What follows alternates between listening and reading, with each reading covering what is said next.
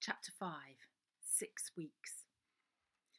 Under its blanket of bushes, brambles, and creeping ivy, the lily was so well hidden between the allotments and Netterfield railway station, hardly anyone knew it was there, or they'd forgotten. By November, Baby and Fingers were as cosy in it as bugs in a rug. Though they were as different from Gin and Brian as barrels were from Buckingham Palace, they got on with them like they'd all clung to Mole's skirts toddling round Limehouse. Babe had found her and Fingers a home. But Fingers was still dead set on leaving for America.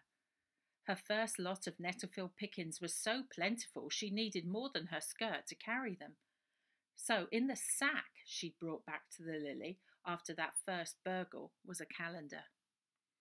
With a heavy heart, Baby helped her find October and November and circle Monday the 16th of November, which was 6 weeks from the day of her promise to Fingers. But Baby had made 2 promises. It was possible to keep her promise to Sophie and leave for America, but if she did, she'd lose her home. Actually, she wondered if her promise to Sophie was more a promise to herself. She wanted to be with the lovely girl, so what was that more important than saving her from a toff in a black shirt? Thinking about it tied Baby up in knots. She felt like she was in one of those straitjackets that they put the poor confused folks in. She looked, of course she did. Practically the first thing she and Fingers did was burgle that orphanage, and there wasn't a single kid in it with hair like gold. Not one. And she couldn't find a toff anywhere in Netterfield. The houses big enough for them were as good as prisons, filled with lunatics or orphans, and the Netterfield Blackshirt's nasty words were getting Baby down. Gin said that they belonged in the asylum with their crazy ideas about Aryans, their perfect people. The Blackshirts made Baby want to hide her skin, like Brian hid her face. She really did begin to wonder if she'd just fallen asleep in the road that day and dreamed up Sophie and the toff. But she hadn't, because the horrible foot-stamping woman, Mrs. Buller, the orphanage matron, was very much alive and well and terrorising those poor kids in the Grange.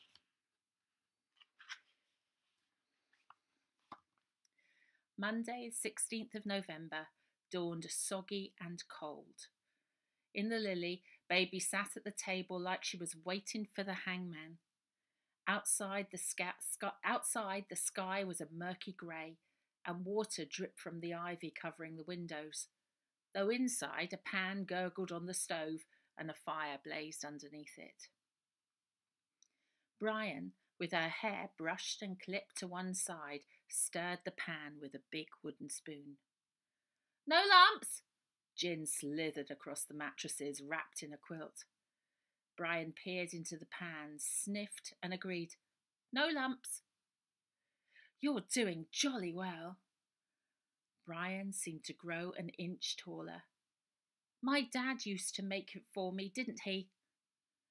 "Tell us some more about your dad, Brian."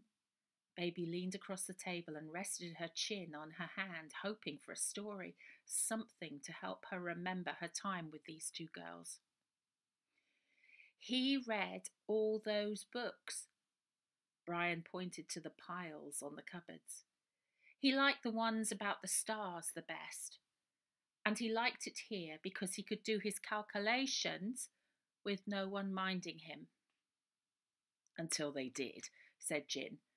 "And sadly it was his books and calculations that put him in the jolly old asylum. Lucky I was on hand, otherwise I dread to think what would have happened to you." "But at least he doesn't have to visit Mr. Spark any more, does he?" said Brian. "No, because he's stuck in there with him.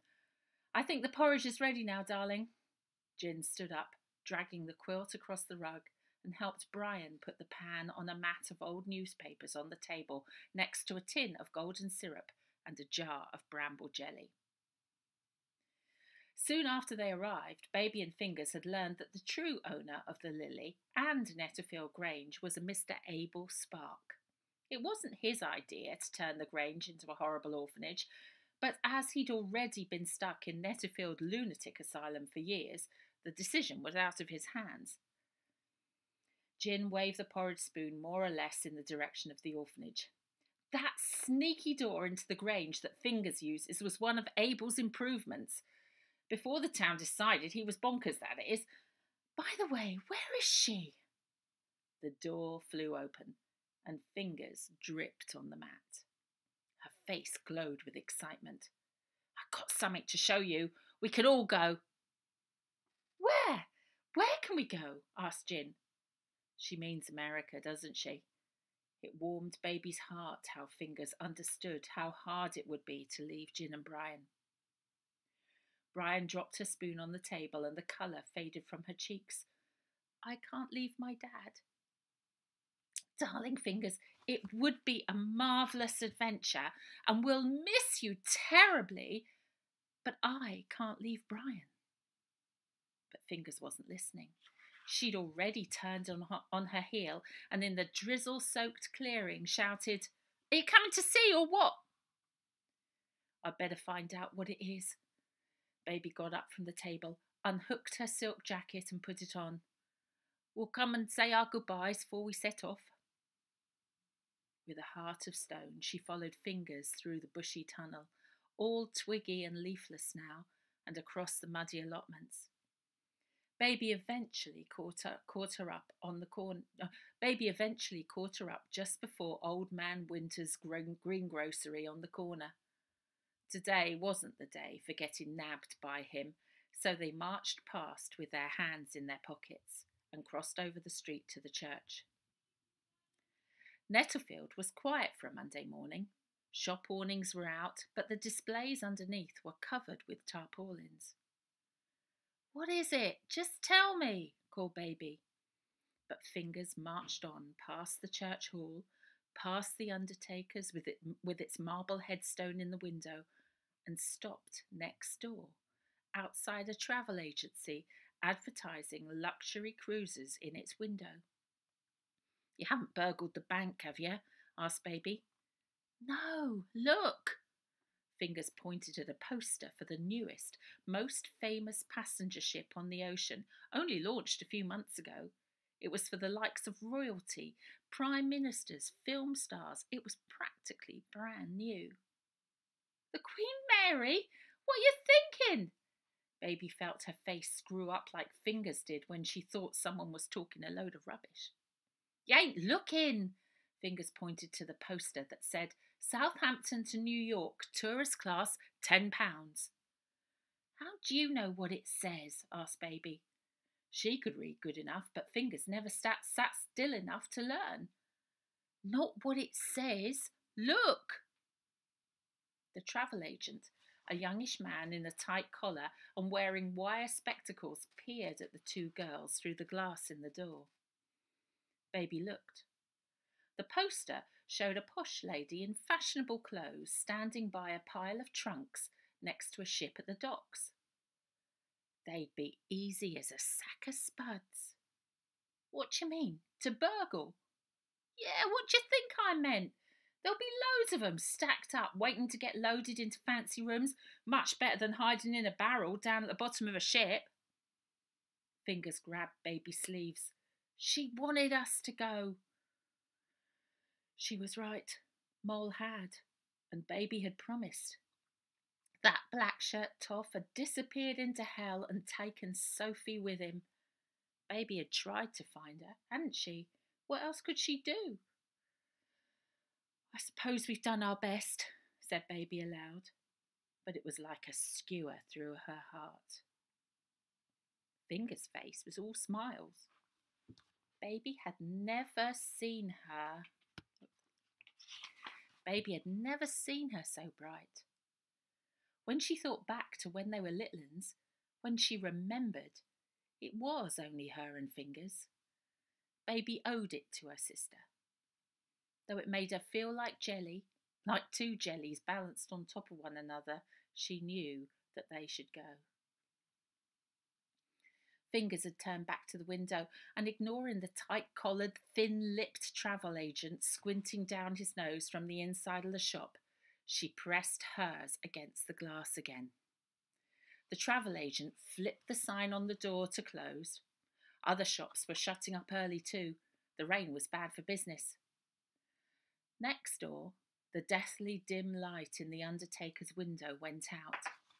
The door rattled, and the little bell on a spiral of metal at the top rang as a tall man in a black bowler hat came out. He was all in black and wore a coat done up to the neck. As he turned to lock the door from under thick black eyebrows like two furry caterpillars, he peered at Baby. His eyes narrowed to slits, and he breathed in long and slow through his nose, disgust all over his face. She swallowed, but it didn't help. The lump she felt in her throat just got bigger and bigger. All the swallowing she'd ever done wouldn't have made enough spit to dissolve the concrete inside her. The man carried a stick, but he wasn't a toff after all. She'd got him all wrong. The Undertaker's eyes suddenly opened wide. "Ah, it's you. You're the dirty little savage that got in my way in London." He towered over her. "Make trouble for me here and I'll grind you into the earth, where you and the rest of the subhuman vermin infesting the world belong." Baby felt freezing cold, iceberg cold, and her heart wrung for her Goldilocks, her angel, her Sophie. Baby stretched to her tallest and said, "Where is she? What have you done with her?" The Undertaker laughed and stepped off the pavement. The confusing thoughts about going or staying that had tied Baby up snapped as the man, that devil, crossed the street. "Here, what's the matter?" Fingers peered at Baby, the freckles on her nose wrinkling. "You saw him?" But then Baby remembered. Fingers hadn't seen him. Not then, not on Gardener's Corner that day. Like she hadn't seen the woman or the girl. She'd taken Baby's word for all of it. As the tip-tapping of his feet faded away, Baby knew it wasn't concrete inside her. And if it was cold, it wasn't ice. It was metal. She remembered Sophie's face as it disappeared into the distance, and iron surged through her Ma's heart. She wasn't hiding any more. For a while at least, they weren't going anywhere. And there was one thing she was even surer of. For the Undertaker, trouble was on its way.